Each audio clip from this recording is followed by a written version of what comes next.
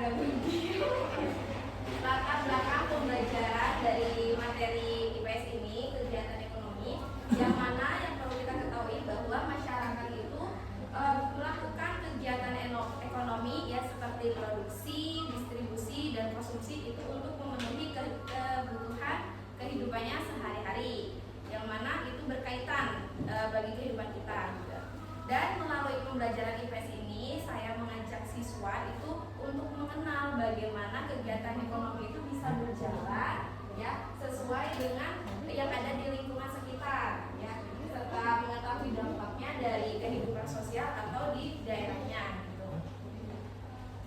Terus situasi pembelajaran yang mana sebelum saya mengenal PN ini pembelajaran itu hanya berpusat pada guru, yang mana hanya satu arah saja ya penjelasannya. Terus siswa itu hanya mendengarkan, menulis, bahkan menghafal apa itu produksi, distribusi, dan konsumsi.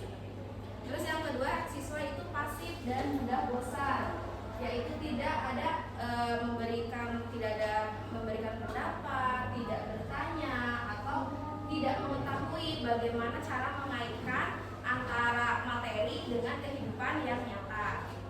Terus yang ketiga, penjelasan materi secara teoritis, yang mana hanya menggunakan buku LKS atau buku paket-paket yang ada di sekolah, dan tidak melakukan observasi langsung kepada masyarakat sekitar. Yang ketiga itu ada tantangan pembelajaran, yang mana satu, kurang percaya diri saat bertanya atau berbicara, yang mana siswa itu tidak pede atau takut salah seperti itu. Terus cara mengatasinya yaitu dengan cara latihan berbicara atau berkomunikasi dengan teman-temannya, atau latihan ke depan gitu ya dengan komunikasi secara singkat. Yang kedua itu kesulitan menghubungkan materi dengan kehidupan nyata, yang mana sulit untuk mengaitkan materi dengan kondisi sosial yang ada di lingkungan sekitar. Cara mengatasinya yaitu satu itu seperti melakukan observasi, membuat proyek, atau seperti survei langsung gitu ya ke daerah wilayahnya. Dan yang ketiga,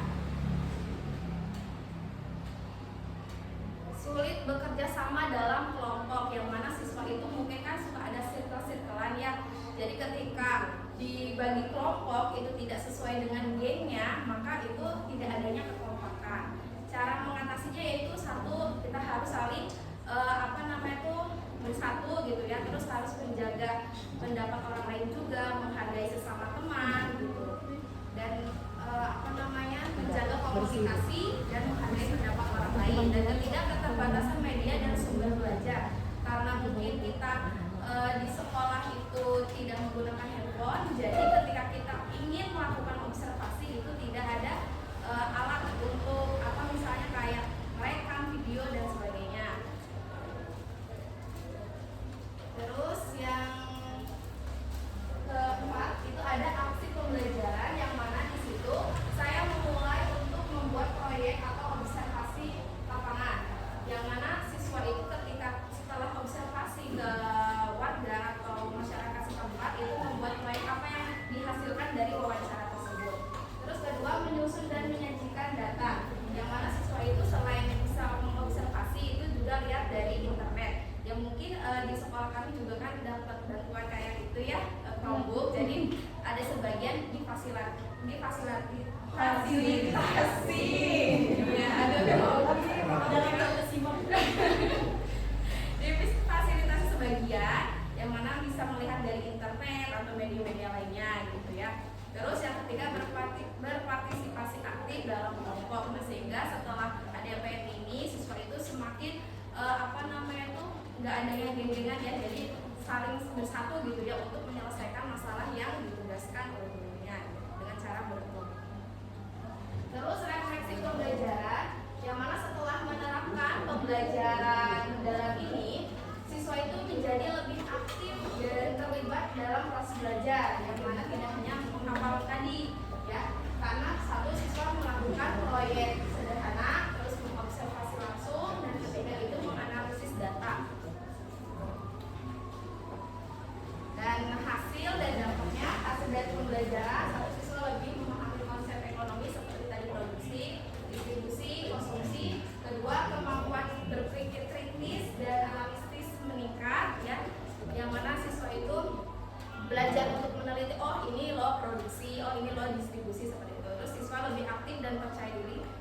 diri dalam berdiskusi atau menyampaikan pendapat. Sedangkan dampak pembelajarannya, satu, pembelajaran menjadi lebih bermakna, ya, dan dapat menaikkan materi dengan kehidupan nyata. Terus motivasi dan minat belajar menunjukkan, ya, sehingga terbentuknya kepedulian terhadap kegiatan ekonomi lokal, seperti menghargai pekerja pelaku ekonomi di sekitar mereka. Terus keempat itu siswa mampu menerapkan pengetahuan ekonomi dalam kehidupan sehari-hari. Kayak contohnya petani aja di daerah sekitar kita, ada yang bagian produksinya, ada yang bagian distribusinya dan konsumsi sebagai kita yang memakan padi setiap hari. Dan terakhir, terima kasih. Thank you. Oke, gitu. Dan barangkali ada yang mau bertanya tentang pelajaran IPS, materi produksi, distribusi.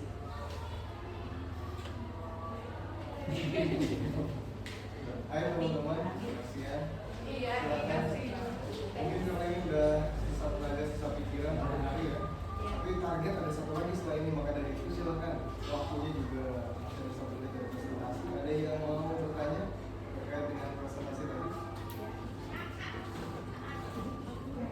Ya, boleh Bu.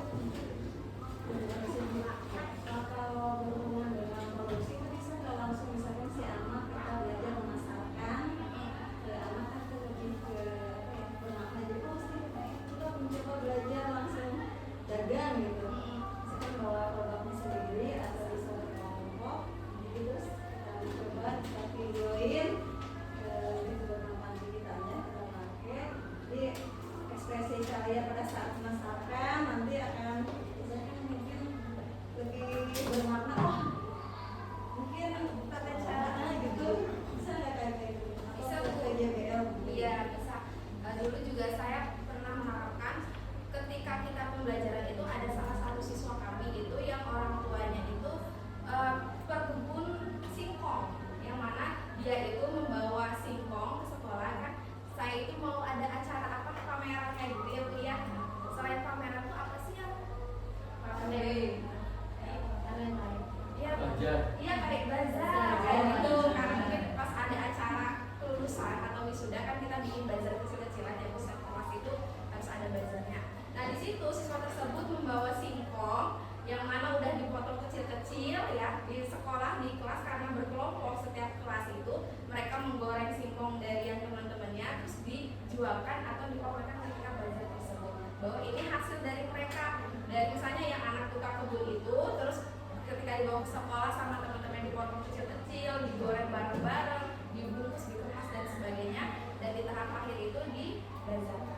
Mungkin bisa Jadi, pengaruh pada saat iya, pembelajaran iya. kita sambil di video juga bisa ya kan? Oh ini nih kamu nih pada saat nanti kita tampilkan kembali refleksinya gitu pas di akhir pelajaran. Oh ini ekspresi kamu pada saat pemasakan itu kan berpengaruh mungkin ya pada penjualan. Iya, iya nanti mungkin itu bapak itu lebih divideokan. Ya jadi ketika kegiatan tersebut tuh siswa jadi tahu, oh ternyata si orang tuanya sebagai produksinya. Anak-anak mungkin ada yang bagian distribusi, yang konsumsinya itu kelas